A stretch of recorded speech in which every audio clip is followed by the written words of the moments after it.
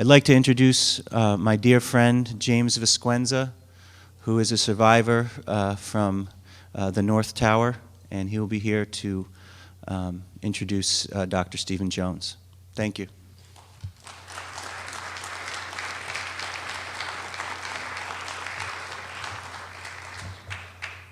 Good evening.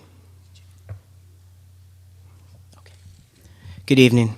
My name is James Vasquenza, Jr. I'm a survivor of the events that occurred on September 11th, 2001, as I was at work that day in the North Tower when the building was hit by American Airlines Flight 11. For years, I have avoided any information regarding the events that occurred that day. I assure you, not an easy task, with all of the different mediums that have and continue to cover this historical event. 6 years later, I've begun to look at certain details of the events that occurred that day. To say the least, many of us are unimpressed with the official report of these events, and to that extent, we have many questions regarding the findings. All anyone seeks when tragedy strikes is an understanding of how such an event could have occurred. In essence, we seek the truth. The truth can be delivered in many ways, and the most compelling evidence is always conveyed through the sciences. Tonight, I am honored to present to you a man whose scientific intellect provides compelling detail regarding the collapsing of several World Trade Center buildings.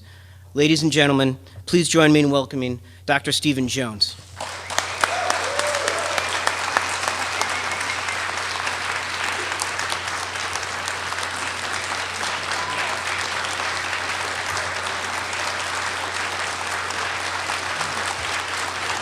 Thank you.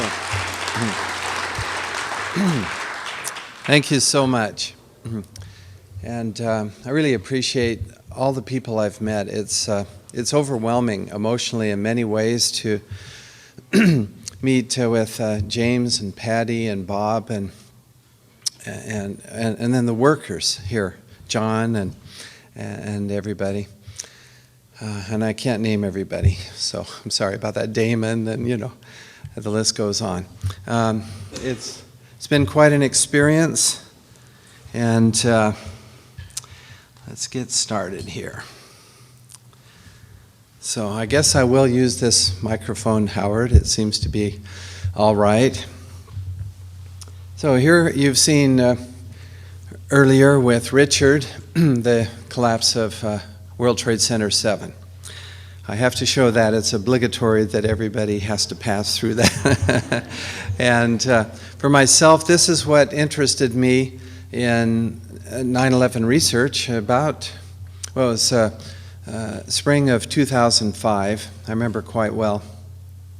There was a lady speaking at a gathering that I went to with my wife, and she said, if you think, she was talking about something entirely different. She paused and she said, if you think that the Twin Towers came down just because they were hit by airplanes, you have some major surprises ahead of you. And half the audience started applauding. And I was thinking, what in the world is she talking about? I just was almost, I was clueless at the time. I've been called clueless since, but I think I have a few more clues now that I can show you. And anyway, just right away, I was on my computer. Fortunately, I got to WTC7.net and saw the collapse of Building 7. And right soon after that, I was with my stopwatch, which I have on my watch, and looking at the time for the roof as it starts its steady decline, the corner there of the roof, watching it go down, timing it, comparing that to free fall. Now I'm hooked, because physics doesn't allow a roof to fall as if there's nothing in the way.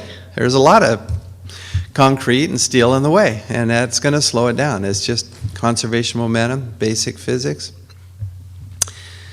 Okay, but tonight Richard has done a great job covering the waterfront quite well. I'll try not to repeat too much, so that means I get to talk about the new stuff. And I have to assume that you are familiar with what Richard said. And so we can sort of go from there. His was maybe 101. This is 501. If I can put it that way. His is more 201 or 3, I guess. Okay. I do want to start with a thought. I moved this slide up, and that is, I want you to know we are the good guys, trying to get the truth out, trying for peace, trying to get justice. Those are good goals. And I want you to remember that, even though you're called nutty. What have I been called? I can't repeat some of the things in this company, but freak, yeah, fringe, conspiracy theorist all the time. Nutty conspiracy theorist, the different adjectives that go along with that. It's like a knee-jerk, like you're conditioned, Conspiracy theorist, the wall goes up. Radical, yeah, in my case, radical right-wing. I mean, but to me, those lose meaning now. It's, how about truth? It's telling the truth is radical in an environment like we have. Now, I'm sure we have lots of names we could recall that we've had used on us. About 10 years ago, I invented this solar cooker. And I've talked about it specifically for people in developing countries. Uses the sun to cook food directly rather than going through electricity. It's very simple design, and the idea is keep it simple and cheap so that it's usable just about anywhere you have a reflector. And for example, this one is made out of cardboard and aluminum foil. That was my first one. And it works very well, actually. Boils water. I have data, and I've published those data. If you go to solarcooking.org, you'll see the data. Several papers there. I am on your right here in the photo. And my friend there is from Mali. And I found out where Timbuktu is. I thought Timbuktu was just some remote, maybe non-existent place, but it actually is in Mali. And I gave him some of our aluminized mylar cookers to take to Mali to demonstrate and help people get going on solar cooking. Many places in the world, they have run out of fuel wood and are burning dung, whatever they can come up with.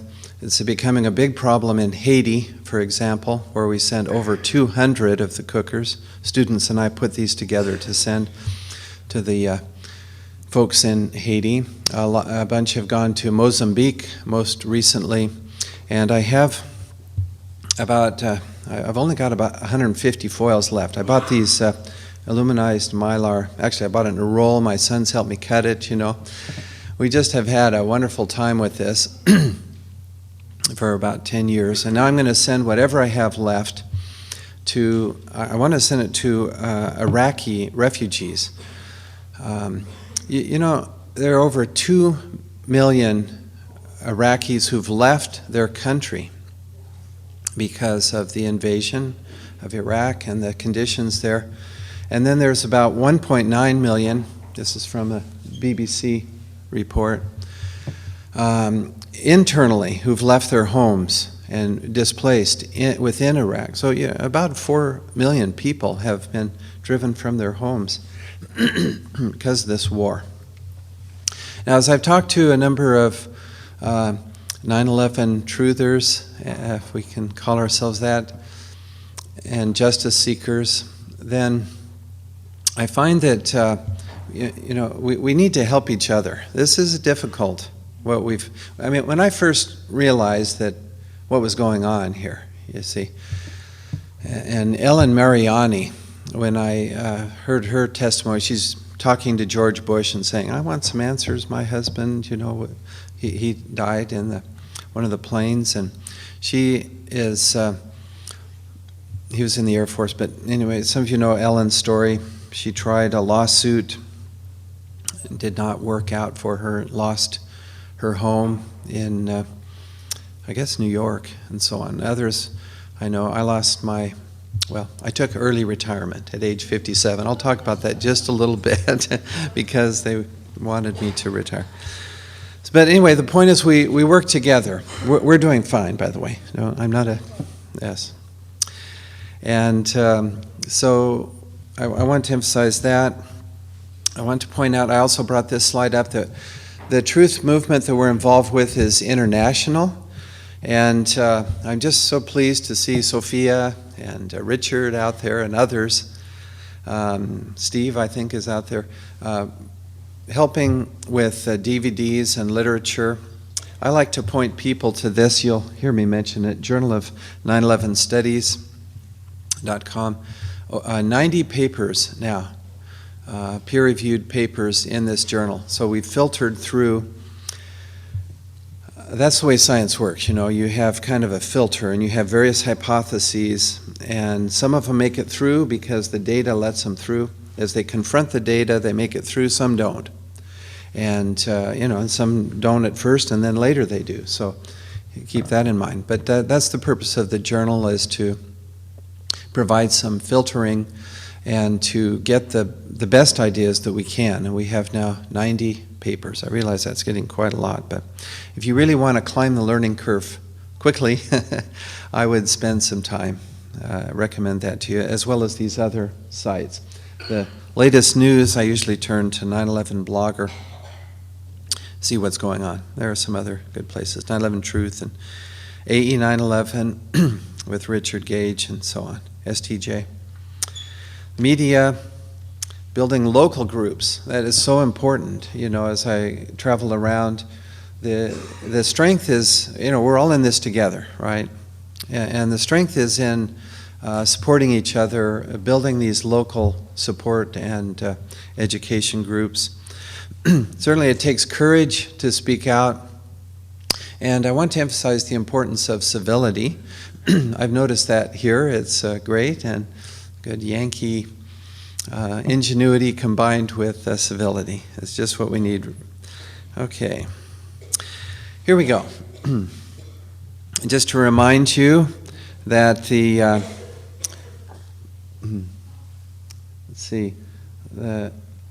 Building 1, the North Tower, was hit at 8:46 a.m.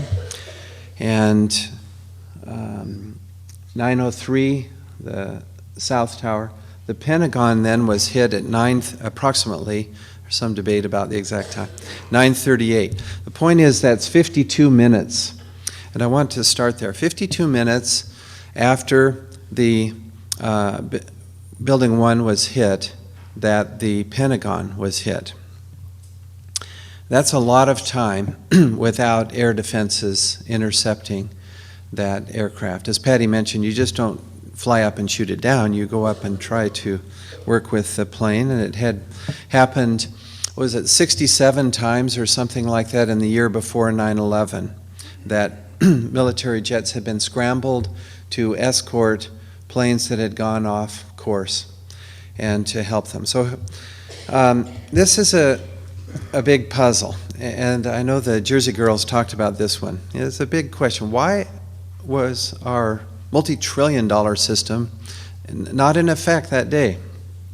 There are papers in the journal about this topic that go into some detail. I want to quote Secretary of Transportation Norman Mineta. He has since stepped down, but he was at the time Secretary of Transportation. To the 9/11 Commission, he testified. Now, his testimony didn't make it to the 9/11 Commission report, so you know it's important. And he testified that he went to the Emergency Operations Center, kind of a bunker under the White House, at about 9:20 a.m. that day. Vice President Cheney was there and in charge. And that's interesting. She is not responding. Oh, now it catches up. Okay. It was slow. Okay. I'm going to quote now from Secretary Mineta. During the time that the airplane was coming into the Pentagon, and despite what the History Channel tried to say that this was maybe a different plane, it was, he has made it clear since then. He was talking about the plane that was heading towards the Pentagon. There was a young man who would come in and say to the Vice President, "The plane is 50 miles out. The plane is 30 miles out. And when it got, and by the way, 50 miles out is plenty of time to scramble a jet. There are two Air Force bases, Otis and Andrews, near Washington, D.C., and just minutes, a couple minutes, you can be up. And it's probably the best defended airspace in the world around Washington, D.C. But, 50 miles out, you're talking 10, 12 minutes, something like that. Plenty of time. When it got down to the plane is 10 miles out, the young man also said to the vice president, "Do the orders still stand?" Now, this is a remarkable young man, if you think about it, standing up to Cheney and saying, "Look, do these orders stand?" He's worried about it. He has a conscience. I like this young man. He needs to testify and have an opportunity to explain what he... All right? Yeah. The vice president turned and whipped his neck around and said, "Of course the orders still stand. Have you heard anything to the contrary?" And then, within a couple of minutes, the Pentagon was hit and lives were snuffed out. Now, why did this happen, and why isn't there more insistence that we find out then? What are these orders? Obviously, it wasn't orders to intercept the plane. They could have done that 50 miles out, easily, 30 miles out, plenty of time. 10 miles out, you're starting to get, it's starting to be more difficult, but I'll show you in a minute. They were well aware, obviously, that this aircraft was coming in, and they didn't do anything about it. I'm actually going to go to April first. April spoke out. She was in the Pentagon, on the same floor, and was knocked out. So she was very near to where this aircraft went in. By the way, I'm not going to say what kind of aircraft. I don't want to get into that right now because we need videotapes to really find out. But the point is, there was something that hit the Pentagon and something coming in. Her baby was with her that day. She gave her story in Irvine this past, it was March, I think. Yeah. And she said there was no warning or not even an alert. Now, they knew 50, 30, 10 miles out that something's coming. No warning to her. She would like to know why. She is speaking out. As you know, the FBI seized, most of you know this, seized videotapes, surveillance tapes that would show what hit the Pentagon from nearby hotels and businesses just minutes after the hit. So again, we would like to see a release of these data. If there's nothing to hide, why hide it, right? Let's get these. Now let me go back. So this is from a paper by Mark Gaffney in the Journal of 9/11 Studies. I just chose two photographs. One that shows the E-4B. This is a very sophisticated plane. It's a 747 loaded with electronics gear. The Air Force has about 4 of these. And there are several photos. Again, I just picked this one. This is from Telemundo that showed this in the area, the vicinity of the White House and the Pentagon on that day. I believe this is fairly new information. And believe me, he's done quite a thorough job, and he will continue to work on this. It's his passion right now. I just am curious, how many of you have heard about this plane? Okay, so quite a few, but maybe a third or a fourth. So there you can read more about this. The presence of this plane has been denied by the military. I mean, I guess they don't want to admit that they knew that there was something coming and they had this sophisticated jet up there. See, there's some questions, right? What was that jet doing there? And why didn't Cheney do something? I brought this one up too. I happen to be partial to the U.S. Constitution, and yesterday my wife and I, thank you. I'm glad you are too. But we've lost a lot. Patty was mentioning that earlier, that we've lost an awful lot since 9/11. You know that. I mean, the aggressive wars. The Constitution talks about defense repeatedly in the document. It doesn't talk, it never justifies aggressive war, not at all, quite the contrary. And my wife and I went to Noah Webster's house here in the area. And it's in West Hartford, I believe. And yeah, it's not far. And we were reminded of his efforts to get the Constitution. And on your license plate, it says the Constitution state. Yeah, so that's great. Okay, it's a great place to be. Torture, and the Constitution says no unusual punishments. And here recently, well, it's not all that recent, that unfortunately, apparently at the highest levels, torture has been approved. You know the story. But recently, that was passed, basically putting the Geneva Conventions and the Constitution off to the side. Warrantless wiretapping. What bothers my dad, who has been a Republican for as long as I can remember, he's in his 80s now, is this national debt. It's gone up by about $3 trillion or so since Bush Cheney took office. Cheney said deficits don't matter. Well, guess what? They do matter. It's coming home to roost. The dollar is sinking. You may have noticed. The three branches of government with checks and balances, we are losing that. Kucinich, I'm glad to see, is pushing for impeachment of Cheney. It's a constitutional right. There you go, Kucinich. She's got a sign there. And later, just to be fair, I'll talk about Ron Paul. So, okay. Okay.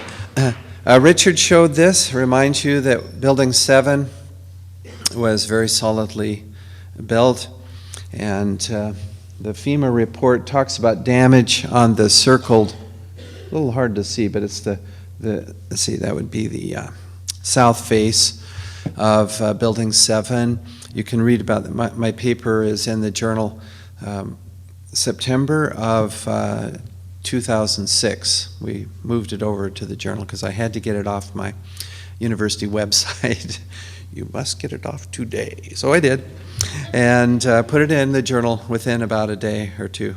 As it had already been, I could see this coming a little bit, so that particular thing, not everything.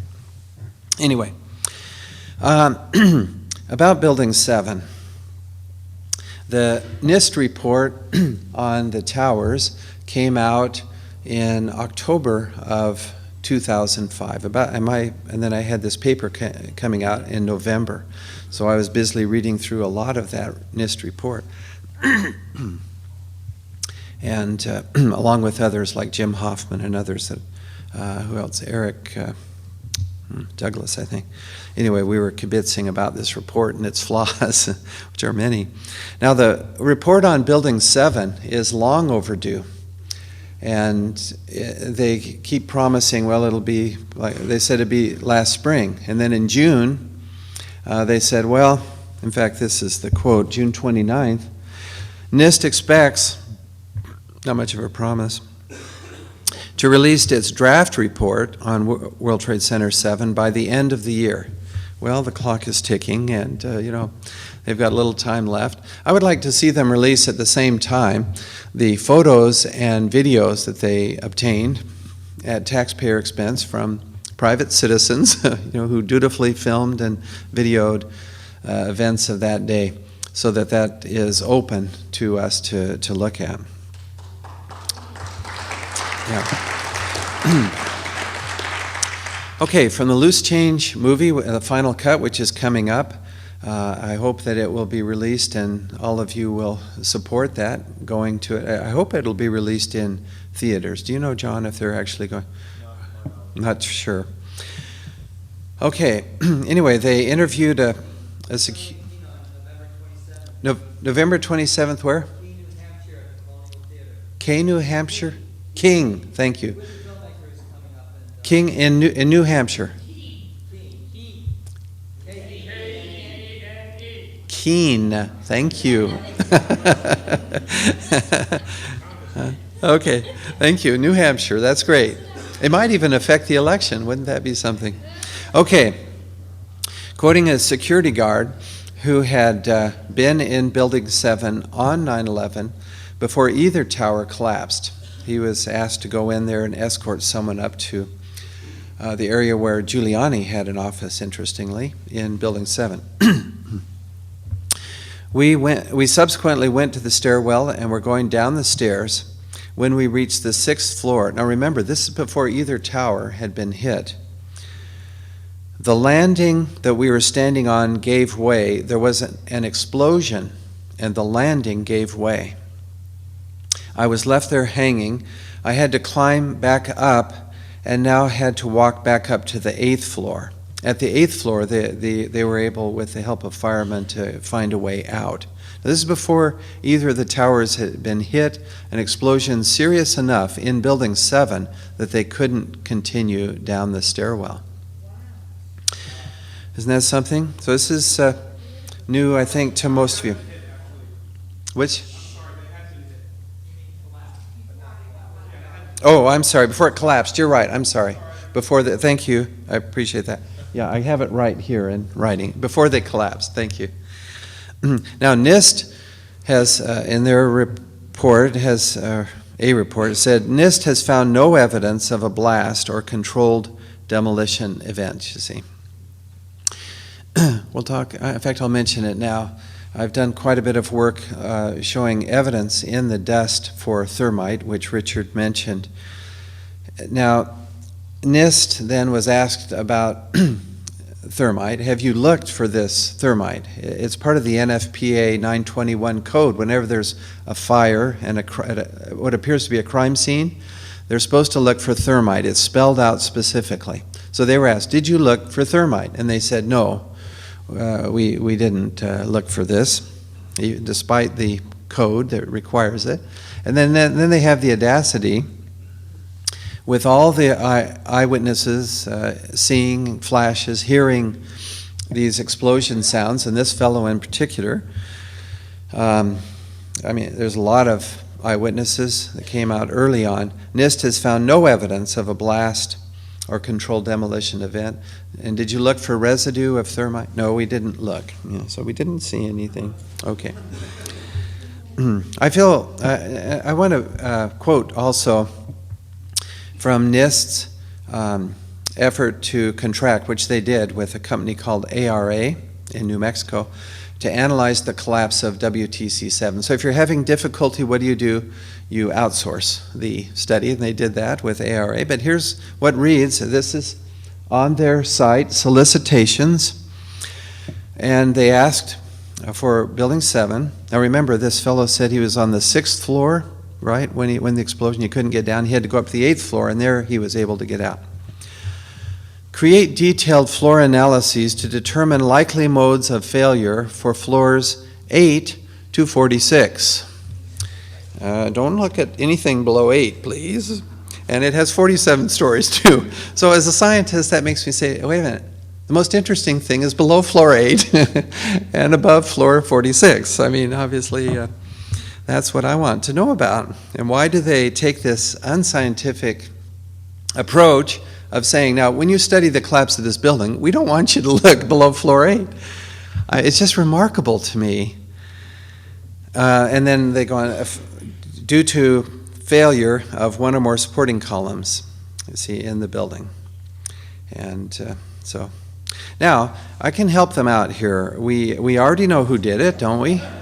So we have the red arrow theory here. And you see, there it is. There it is. I mean, it's very easy, and people say, well, we know bin Laden did it, but yeah, okay, that makes sense to me. You know, the big red arrow. Okay, moving right along. Okay, so the difference then between the political method, the unscientific method, and the scientific method is, in science, we try to start then with all the facts, and we keep gathering facts. And we do have hypotheses, and these facts act like a filter. And the good hypotheses get through because they coincide with the facts. And the hypotheses that are not so good, like fire only, you know, for Building 7, and some damage, they just don't get through because they don't coincide with all the facts. Now, if you put blinders on and say, I'm only going to look at floors 8 to 46, maybe, I don't know, you could get some idea that fits your preconceived conclusion, which is, I put this here, Muslims did it. That seems to be the preconceived conclusion. Here's the conclusion. What facts can we find to support it? See, that's the political method. And it's really too bad. I have that NIST is, I believe, constrained, and I have good evidence for that by political considerations. And that is an associate of mine. Worked at NIST. Actually, I know a couple of them, but this one in particular worked there for years, and he said that a few years ago, with the Bush-Cheney administration, then there was a shift at NIST. The director was no longer a scientist, as had been the case in the past.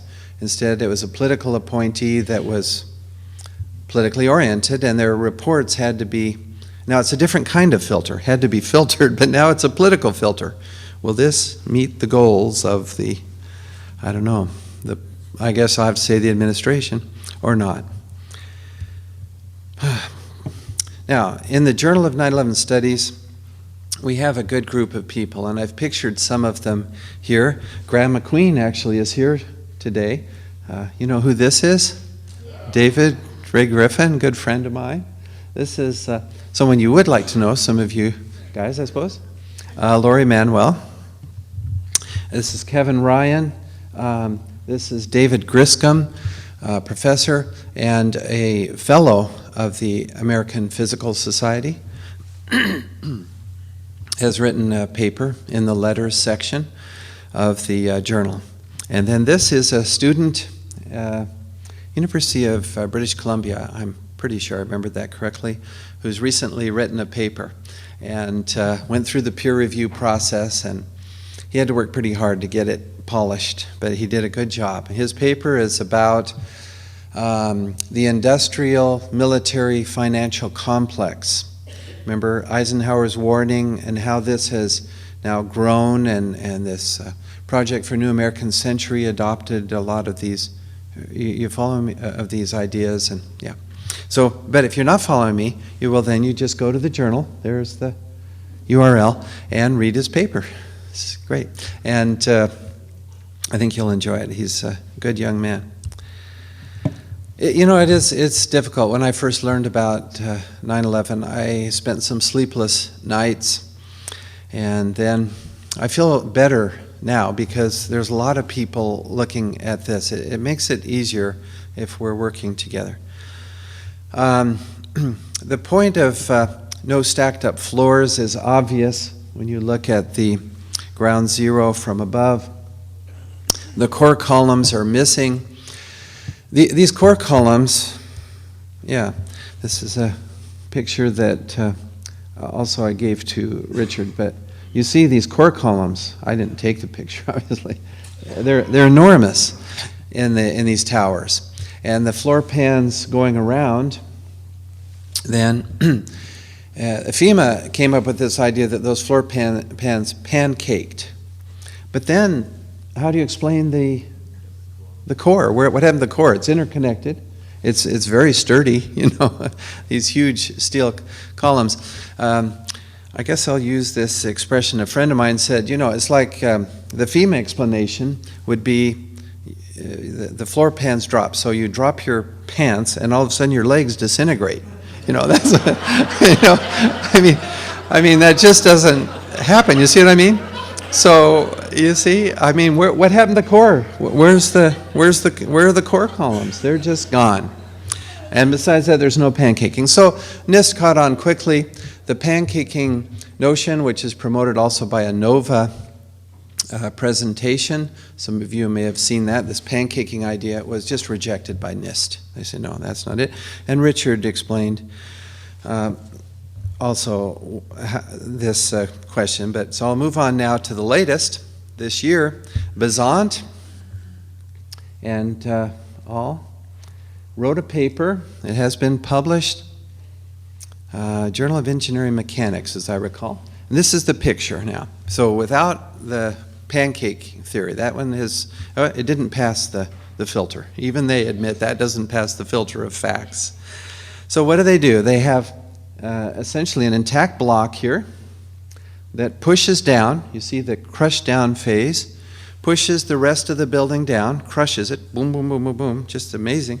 And then when it gets to the ground level, close to it, you have the crush up phase, and that block then disintegrates, and you end up with this picture. You see, it's gone. No more tamper, this big tamper. Now, I looked at that and I thought, now let's see. If I drop this block of floor, so the plane goes in here, we're just going to go with NIST. There's a lot of questions on this, but we're going to say, okay, all these core columns, 46 or 47 core columns plus 240 perimeter columns, fail more or less simultaneously, so the thing just starts to drop. We're just going to remove it and let her drop. And this case, and now you've got, oh gosh, a couple 100,000 tons of steel and concrete in the way. In this case, the real life case, the tower is there. And in this case, we're just going to drop it in air. And the question is, which block will fall faster to the ground? This is not a trick question, you know. I've taught enough years of physics that I know students think, well, is this a trick question? I mean, I think I know the answer. This one's going to fall much faster. In fact, this one might not even reach the ground. There's so much stuff in the way. And that is the point of the papers by Gordon Ross in the journal and Kenneth Cutler, professor of math, and who actually calculates the time, see, with some simplifying assumptions, because there's a lot going on here, but the time for this block to reach the ground. And if the safety factor, these buildings are built with safety factor. 1 would mean it's just hanging there. If you do something, it's going to just give up. But they don't build it with a safety factor of 1. They put some extra strength in there. And these buildings are said to have a safety factor of about 5. At 2.9, according to Ken, the collapse will not continue. Gordon Ross gets the same conclusion. In other words, what makes you think that just because it gets started, that this block is going to continue all the way to the ground and leave you with no core columns? Just everything's just smashed. What makes you think that? So you should think like a scientist and say, wait, conservation of momentum, conservation of energy, and those are the 2 principles Ken Cutler uses primarily, and deduces. And then you have, deduces that the progression should have stopped. You know, you could get it started, we'll grant that, but why it should stop. And if the safety factor is less and less, then it'll go faster and faster, but it will not go at free fall speed. Whereas if you measure the roof time, it's difficult for the towers because there's so much dust. But it is approximately 12 seconds, plus or minus 2, and that's close to free fall time. It's a little greater than free fall time. But then again, if you go to controlled demolition, where you know they put explosives in, everything's legal, and no people inside, right? And they drop the building with controlled demolition, and you time the roof to fall. And I've done this a few times, where you can see it clearly, and it's just a little slower than free fall, but close to free fall speed. See, just like you have for the towers, and certainly very much like Building 7, which fell in 6.5 plus or minus 0.2 seconds. I measured that several times with students, so we had a good number and an error bar. Whereas free fall is 6.0 seconds for an object dropped off the roof of World Trade Center 7. Do you see what I'm saying? 6.0 if you just drop something for the roof. And then if you follow the roof, it was 6.5 on 9/11. Just about free fall speed, just what you see with controlled demolition. So here are the papers that talk about this. And yeah, well, in the journal, so you can go there. I hope you will. Now, so back to the Besant paper, there's a problem right away with this upper block as a tamper, besides the time it takes to fall. And that is Newton's third law, which tells you the force is not just down, there's also an equal and opposite force up. That is Newton's third law. And I've taught enough engineers in my 21 years teaching, actually a little more than that because I taught at the University of Idaho system as well, that I've found that it's a tough concept. You mean the forces are really equal? Yes, they are. Accelerating, still equal? Yes. And so what it means is that there's an equal force up as down. So what that then leads us to say is, well, now let's see, if it's damaging the rest of the building on its way down, it's probably going to damage that block also. And even more damage the block because the upper columns are, I said, weaker, hotter, the fires, hot air rises, and so that would tend to weaken them, possibly. But in addition, the core columns were tapered. So where they're 4 foot by 2 foot at the bottom, is the number I recall, they taper as you go up, see? So equal forces, but not as strong above as below. So that's what you expect. Let's actually see what happens. Look and see now we're sending this theory of Besant's through the filter of data. Look at that block. Is it intact? Look at here, it's not even crumpling yet. Okay, now we can start seeing some action there. And as Richard pointed out, the antenna moves first and indicating something happened to the core in there. You can look at this over and over. The upper block, it just does not appear to remain intact. So the whole theory is inconsistent with data. It dies. This is the theory that NIST is relying on, from my reading, is the Besant theory. Because NIST only goes to the point where the tower is poised to collapse. Their term, poised to collapse. It's in their report. So Besant says, okay, now we can explain how the collapse occurred. The complete and rapid collapse, no. You can't explain with this notion of an intact block of floors as a tamper.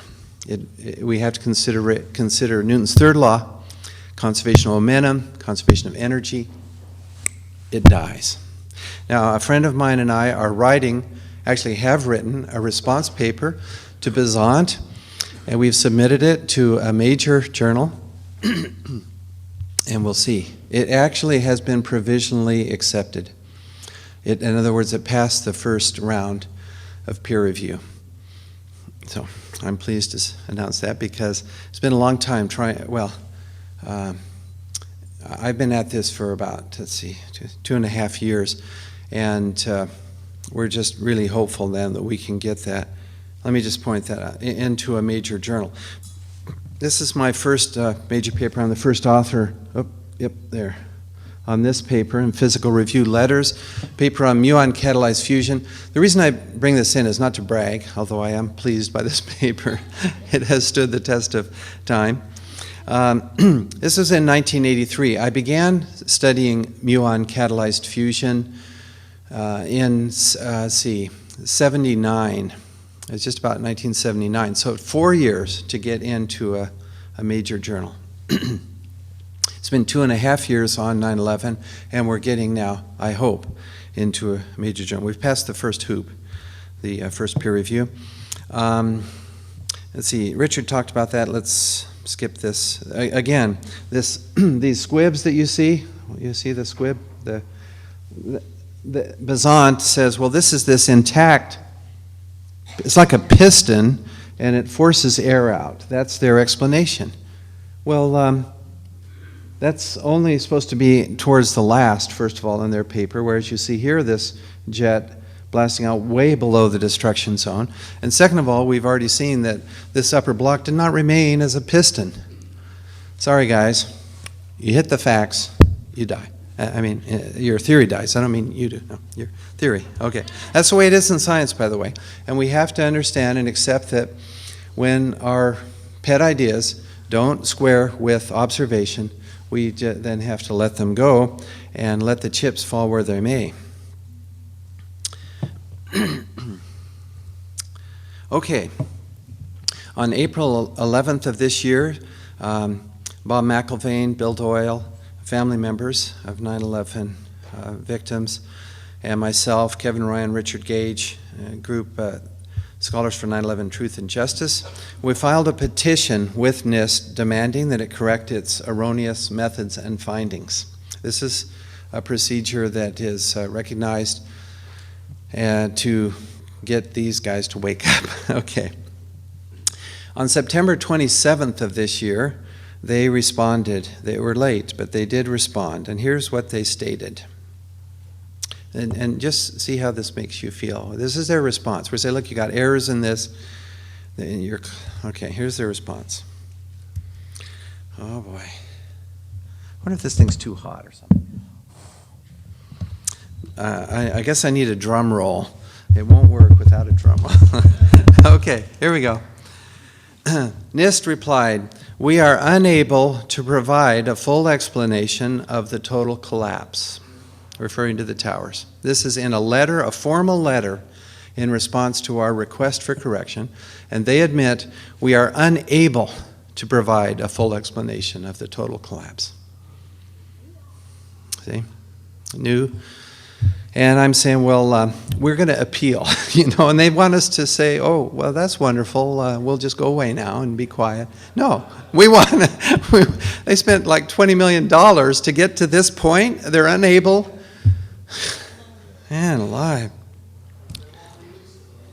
I'll mention there's some other hypotheses that we can look at with this same set of data. The upper block of floors does not remain intact, obviously. Could a tower hit by a beam? Oh, I didn't mean to say. I meant just a beam. We don't know what kind of beam from space do that. Could a mini nuke do this? And I think I'll just leave it at that. There are papers in the Journal of 9/11 Studies that address these questions in a civil manner and dismiss both, actually all three of these notions. The top one is the official, basically the official story, Besant, and the other two are valid hypotheses to consider, but they don't fit the data. And it's not just these data that I'm showing, not just this, there's more. So some of you know about that, I won't worry about that. This straight-down collapse is the whole point of controlled implosion, which only a few companies in the world are qualified to pull off. Third, these buildings collapsed at virtually free-fall speed, which means that the lower floors, with all their steel and concrete, were offering virtually no resistance. Okay, I wonder if I can stop that, but did you see that? I'll go back to another picture of this same thing. I guess I will address this for a moment. This mushroom cloud, so-called, has been used to justify theories such as a mini nuclear bomb. I'm sorry. But that, again, that hypothesis, we looked at it, it doesn't survive. But this, see, it kind of looks like a mushroom cloud. This is the South Tower collapse, or being destroyed. And what we see is this plume. Where is that plume from? Well, it's from the North Tower. You see, as the South Tower collapses, it's the North Tower's plume that's coming over. So, you see? So it's just, as you look at it, the smoke's going like that, it's expanding a bit, and as you look at it over here, see, it looks like a mushroom cloud, but it's not really, see? So again, the data, as we get more data, we hit that barrier of data, and the hypothesis falls.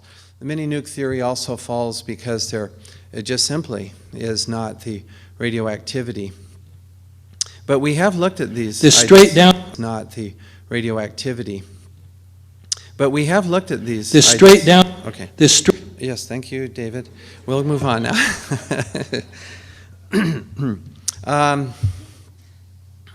Okay. If you time that particular building, you'll see it's about 4.9 seconds, and a little over 4.9, which is free fall time. So this is one that I looked at and measured. Just real quickly, the amount of charge for the landmark tower, according to reports, I'm quoting directly from this report, this article on this, 364 pounds of RDX, conventional type explosive, for this demolition purpose, to bring down this huge tower, 364 pounds. I mean, I almost weigh that much myself, you know. Well, not quite, but, you know, okay. 369 shaped charges required. Now, if you scale 380 feet to 1360 something for the World Trade Center towers, you find about 1,300 pounds of this similar explosives would be sufficient. And see, these numbers are about the same. So about 1,300 charges, which would not be that difficult to then carry in a team of, you probably outsource that too. Have you noticed these guys outsource things? So outsource that and let these guys go in, have access to the elevators, get close to the core columns, plant these charges over a period of months, I presume. I don't know. That requires, see, look, in a criminal investigation, you don't start out before you have a trial with all the answers in place, right? You say, look, we've got this evidence and this evidence and this. We have plenty to necessitate a criminal trial. Now we want to start asking people questions under oath, subpoena power. We want that young man who's speaking to Cheney, for example. It's a different issue than the towers, but what were these orders? And why were you so concerned that these orders would stand, you see? And then, well, you could think of people to question about these things. Now look, this is not a game. And sometimes I have to remind myself this because the science is quite exciting. When I was talking about the evidence for thermite with a colleague of mine, a physicist, he said, wow, the data are just coming together. It keeps agreeing with this idea that this thermite was used, a very high temperature chemical reaction was used, and in bringing down these buildings. And he said, I'm kind of excited, but then he said, but what it means, it makes me sad for our country. And that I had to agree with him. So this is not a game. The complete and rapid collapses of the towers and Building 7 we've talked about. Lack of air defenses we've talked about a bit. The World Trade Center dust we'll turn to right away. It was toxic, as you know, even though people were told it was safe by the EPA press releases 5 days after the event. They were told to go back to the work, especially in the financial district. It was safe. It was not safe. It was toxic. A clear example of what we call in science data falsification. The everyday term for that would be lying, yes. It was not safe. Okay, hope you know that. The great deal of money made on the stock options. I won't talk about that tonight. I have talked about it before. Government officials withholding data. We've talked a little about that. NIST admits to having over 6,000 photos and 300 hours of video, which we, again, would like to see released. Okay, let's see, how are we doing for time? I figure I've got till, I didn't start till 6:30, so I got till 7:45, is that right? Okay, thank you so much. Thank you, half hour, wonderful.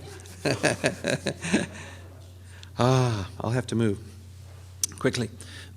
I want to tell you, when my paper first came out, and it is in the journal, entitled Why Indeed the WTC Buildings Completely Collapse.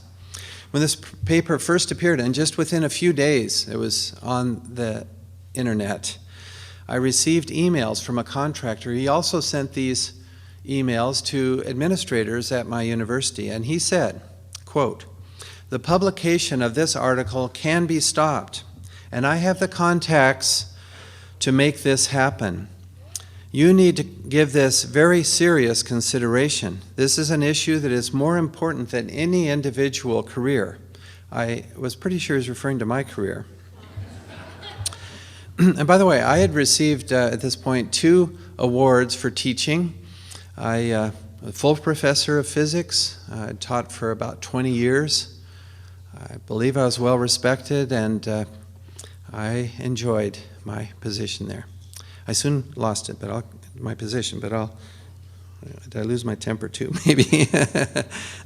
I have learned, he said, after we had some correspondence on some technical issues, and I showed him that the NIST report was indeed very weak, and I talked about the molten metal in pools underneath the buildings. He had no answer, really, for that. I have learned, he said, to appreciate the value of silence, even in the case of superior data and information. And then this I perceived as a threat. As painful as it may seem now, this was in November of 2005, perhaps it may be less painful than could occur after publication. The paper was formally published in August of 2006. In September, early in September, I was put on administrative leave, and shortly thereafter offered early retirement, which my wife and I, after consideration, decided was probably the best course of action.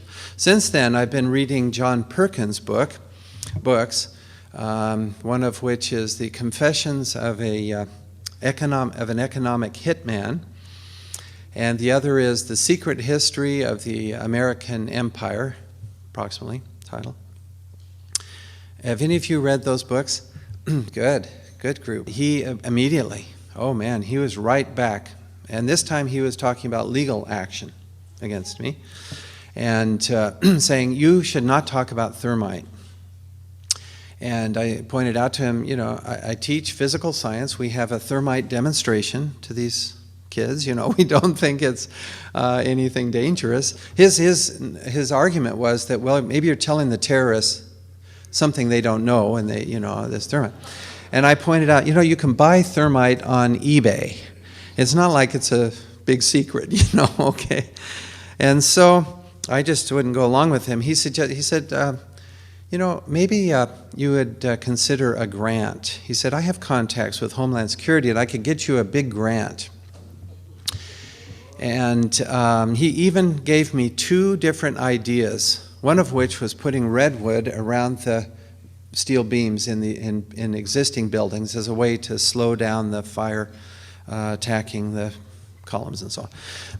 It just didn't appeal to me. But he said, your chance of getting this grant would be greatly enhanced if you changed your research direction. I could perceive that as a bribe. And threat and bribe, I find, is what these economic hitmen use. Okay, enough of that. Let's go to another subject. Thank you.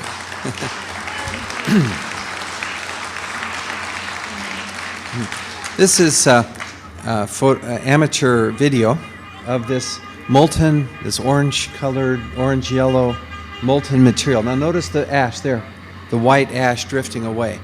This actually made it to the NIST report, and they discussed this because it's before the collapse, so they pretty much could not ignore it. What is this orange flowing material? I think we've seen enough of that time-wise. So, NIST suggested in their initial report on the collapse of the towers that this was molten aluminum alloy from the planes that hit. This is the South Tower now that we were just seeing this molten material, a lot of it. They said this would be aluminum. That was their best explanation, that melted somehow and flows out. Now, several problems with that. The orange color, first of all, implies a temperature. If you look at the correlation between the color has to do with the radiation from a metal and its temperature. There's a correlation there. It's in my first paper. This color would be about 950,000 centigrade.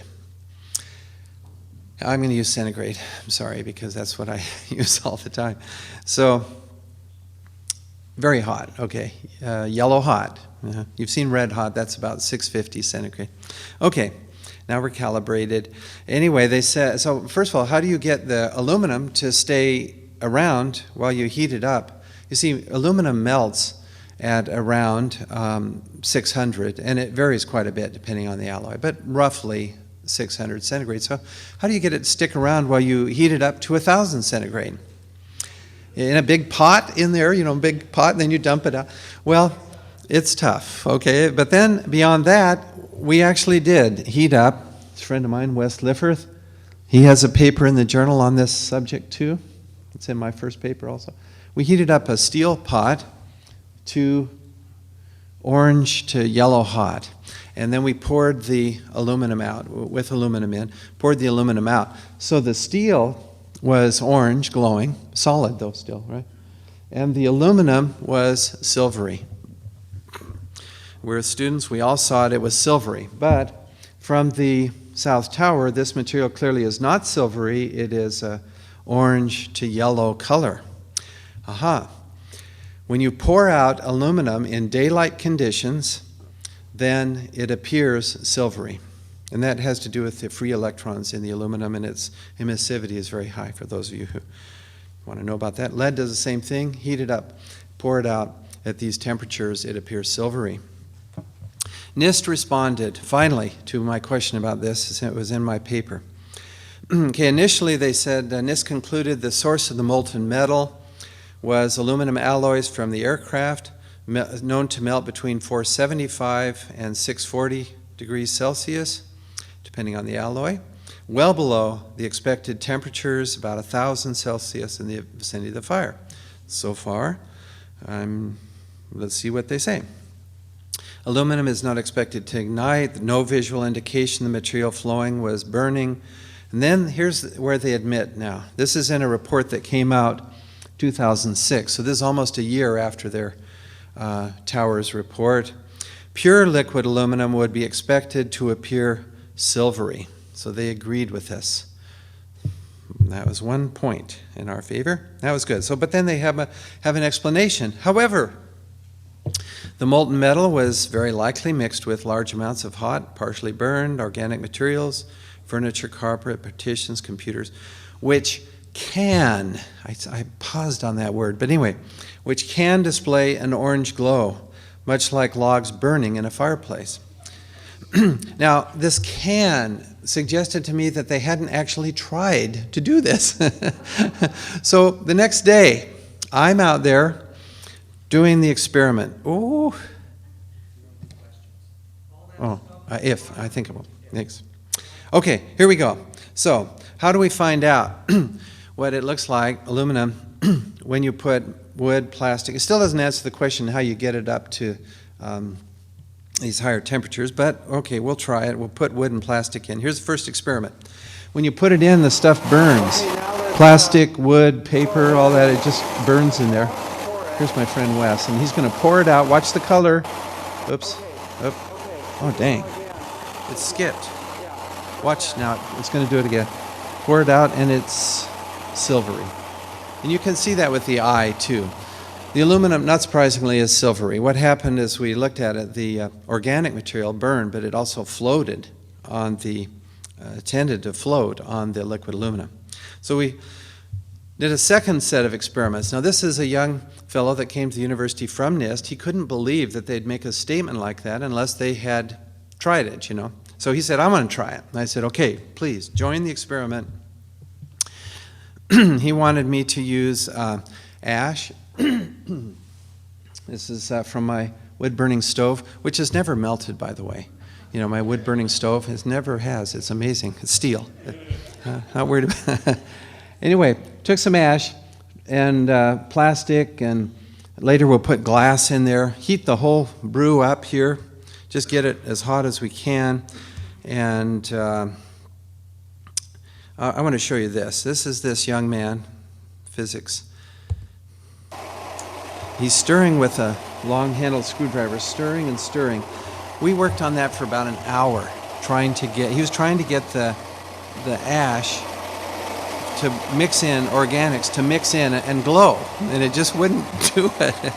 Finally, we added glass, which is hard to melt, but it did give a little bit of, like a clump there, but it didn't mix in either with the aluminum. And I'm going to go to the last experiment. Finally, after over an hour, we decided, well, we'll just pour it out and see what happens. And watch the color, silvery. Now, the glass you can see in there is kind of a red, and it finally comes out as a clump. The molten stream still appears silvery. So, I invite NIST to show us how to do this trick, to make poured out aluminum acquire an orange glow like we see from the South Tower. Until they do that, I'm sorry, I cannot believe that this is aluminum, even though they say it can acquire an orange glow. What else could it be? It could be this highly exothermic reaction that produces molten iron as an end product, yellow, white hot. Temperatures up around 2,500 centigrade to start out with. Thermite, very typically. This is aluminum powder and iron or some other metal oxide. Aluminum oxide explains the white plume. And here you see a thermite experiment that I did, white plume. And there's white plume. You see it from time to time as this flows out of the building, this white ash drifting off. It fits like a glove. It's not a proof yet. If you add sulfur to this mix, it will cut through steel more quickly because it forms a eutectic. Okay, we've already seen this. No time to do it again. Let's see how this works. So we set off there's the thermate actually, it has sulfur in it. It worked before. Come on, Wes, pick it up. It's pausing. I think my machine's getting hot or something. It really doesn't pause very often, but I have had it happen before. Oh, drum roll? No, I don't know. Aha. It is not happy. Oh, here it goes again. Same thing, but smaller. Let's see if it'll work this time. Watch as he pours it out. And it has a yellow. Very nice. Yellow. Very nice. And as it splashed, I actually job. looked Thank at it you. frame by frame. The splash was a reddish orange That's it. color. It was still liquid at the... Now, let's go back here. So, yeah. Oh, here, there's the still shot. You can see, as I caught it, as he's pouring it out, this yellow color is still quite hot there. And then as it splashed, you can't see it here, but it splashed orange, red-orange. Now, here's the problem, folks. Aluminum at 1,000 C is silvery, poured out in daylight conditions. Steel at 1,000 centigrade is a solid. Now, we still haven't answered this question, have we? How do we get this material to be a liquid if it's iron? Iron solidifies at about 1538 centigrade. Orange is 1,000, pretty close, plus or minus. So how do we get this material to flow when and appear orange at 1,000 centigrade, you see, around 1,000. The orange color tells you the temperature, plus or minus. Who knows the answer? It's adding sulfur. Good. And that's how we did it in this experiment, which I showed you. It worked. It was by adding sulfur, and here's the data.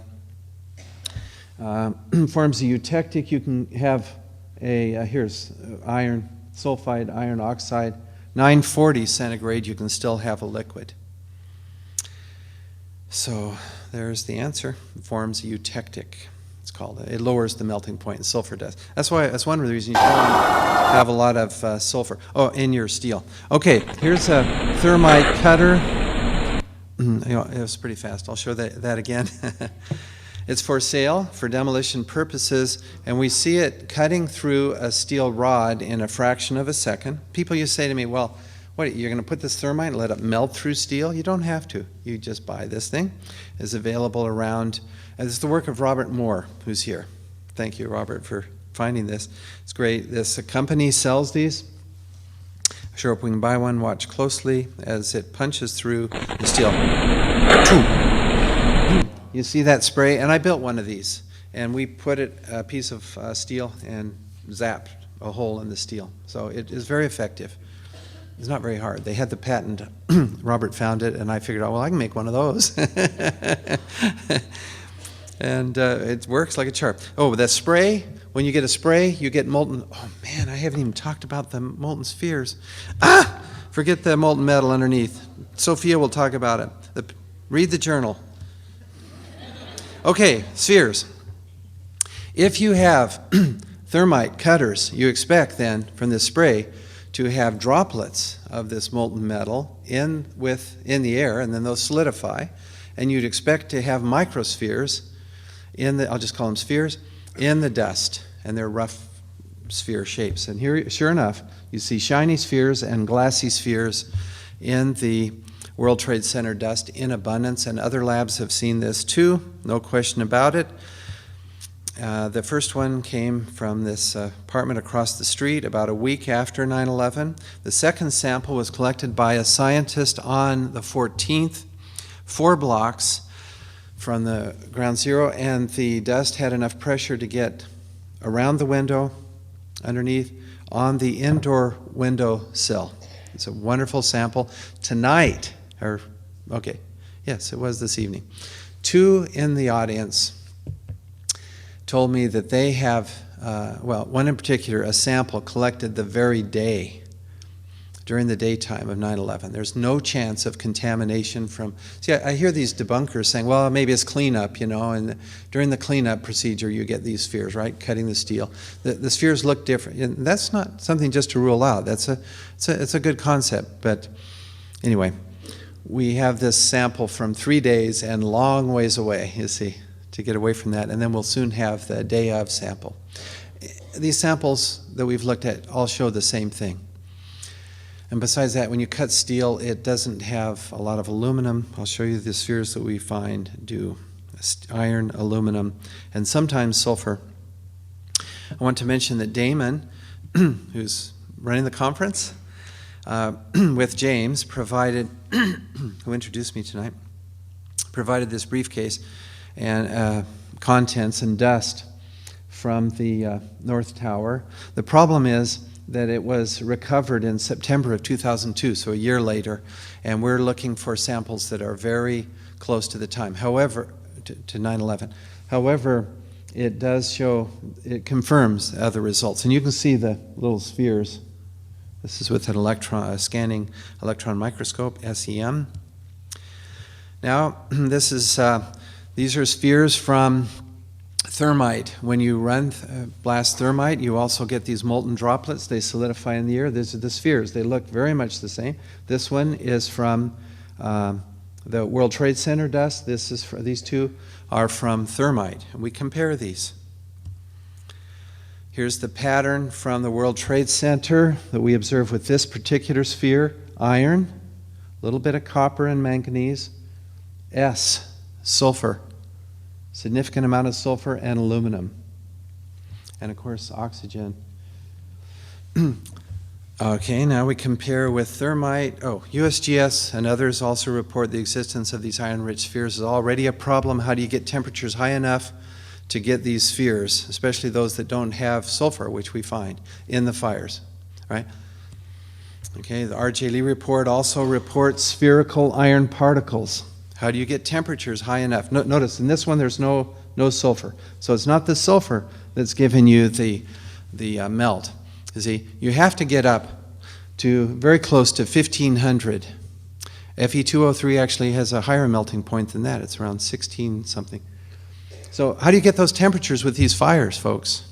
You can get there easily with thermite. Again, here's an optical photograph of these little spheres formed from the spray. You get flow and spray. You get both. Okay, which one of these is World Trade Center dust? Which one is thermate? Oh, I left the answer right there. Okay, go back. But you can see the similarities. Iron, sulfur, aluminum, that's the signature for thermate. Thermate is with sulfur. Iron, sulfur, aluminum, we see in the World Trade Center dust. When I saw this, I said, this clinches it. I don't know of any other explanation. Cornell, I sent a sample of the dust to them. They found a sphere. I asked them to look at a bunch. It confirmed significant aluminum and iron. He's got some other things in here that are small, but I asked him, anyway, after he saw this one sphere with iron, high iron, he didn't want to look anymore. But he did send me these data confirming results. This is now from the September 14th sample: iron, potassium, a little bit of sulfur, silicon, and aluminum. Again, the signature for thermite is iron and aluminum. The presence of silicon and potassium is interesting, particularly since when I look at the one of these, again, is the thermite from John Peroulis, colleague of Richard Gage's. He ran thermite on his own, independent of me then, collected the spheres, sent them to me. And frankly, I can't remember which is, this is the thermite. It also has a little calcium in it. But look at the similarity. Iron, potassium, silicon, aluminum, magnesium, iron, potassium, sulfur, silicon, aluminum, magnesium. I mean, they're very similar. We asked the company that provided, see, I'm starting to say, now that looks really quite similar. Calcium, by the way, if it's around in your container, which he had a pot, garden pot or something, you can get some calcium. So I asked, he asked the company, what is your formula for this thermite? They wrote back and they said, we're not going to tell you, it's proprietary, what we put in there. And you can put different metal oxides, you see, it doesn't just have to be iron oxide.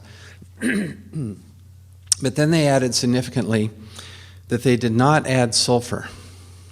And I was thinking, well, why would they comment about sulfur? We didn't ask about sulfur, It's curious. I would ask that company a few questions. How is this formed? The iron melts at 1538 centigrade. There's some more data at very high temperatures. NIST says, in no instance did they report that steel melted due to fires. Melting point of steel is about 1500. The maximum, normal fires reach about 1100 Celsius. The maximum air temperature about 1000 Celsius in the World Trade Center buildings. There's a gap there.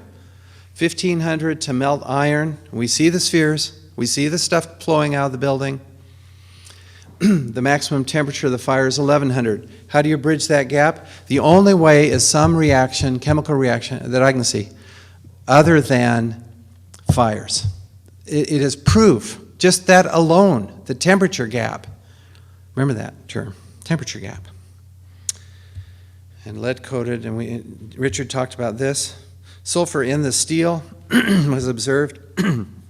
Official sample, World Trade Center steel at Worcester Polytechnic Institute, again, consistent with the use of thermate with sulfur added.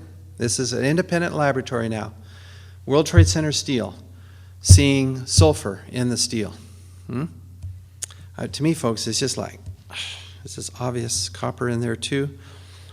Did NIST test for explosives or thermite residues? Answer, NIST did not test for the residue of these compounds in the steel. Well, of course, they're not going to see anything. We have submitted some papers. I got just a few minutes, 1, 2. I probably won't have questions, but according to my watch. Thanks, David. Let me just bring up a few points. Sorry, I get so excited about the science, but we have to think about the implications too. So why is this, if you haven't heard about the North American Union, Google it. Oops, oh, sorry, wrong way. Let's see what Rockefeller says about this sort of thing. I'm going to go, yeah. Some believe, and this is in his book, Memoirs, David Rockefeller.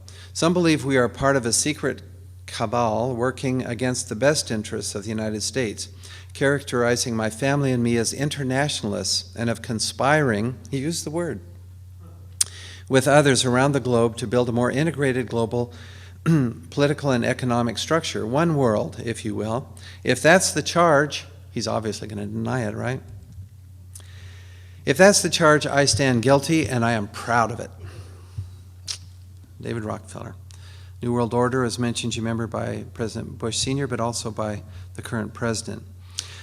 Brzezinski, so why this North American Union? Why letting the immigrants come in rather freely? Because it's a step on the way. We cannot leap into world government in one quick step, Brzezinski explained. The precondition for eventual globalization is progressive regionalization. North American Union, African bloc, European Union, Asian bloc. And then these guys are very patient, and we can see what they're doing now. Robert Pastor, the planner for the NAU, said NAFTA was merely the first draft of a new constitution for North America. Our constitution is in peril. If this is a combination with these three countries, Canada, Mexico, US, the constitution is gone. They're planning a new constitution. Ron Paul, I wish I could quote him, I'm sorry. He talks about the stage is set, this is before Congress, May of this year, set for a country devolving into a military dictatorship. Few seem to care, time is short, but a course of action is clear. Resistance to illegal and unconstitutional usurpation of our rights is required. Let it not be said that we did nothing. Now this is a brave man, and he deserves our support.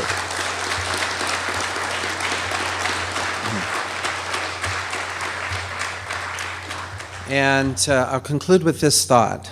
I actually will want to mention one thing. Just in case we don't succeed with Kucinich's impeachment or Ron Paul's resistance to unconstitutional progress, then we really ought to have a food supply. In Utah, among the 9/11 truthers, this is very big, having a food supply. I recommend to you that you get right away a 3-month rotating food supply. Just have mine, and beyond that if you can, in case the economic depression becomes very severe and perhaps combined with another 9/11 event or a flu, a plague, then you might have to be quarantined or something where you would need a food supply in your home. I highly recommend that because I care for you people. And who will lead this investigation that we're seeking? We are actually doing it, if you realize what's happening here. We now have over 200 engineers and architects in AE 9/11 Truth. We have, at least a dozen scientists working on this. You can look in the journal. We are reporting in the journal, and now we're submitting to mainstream journals. We do need the photos and videos held by NIST and FBI. Thank you.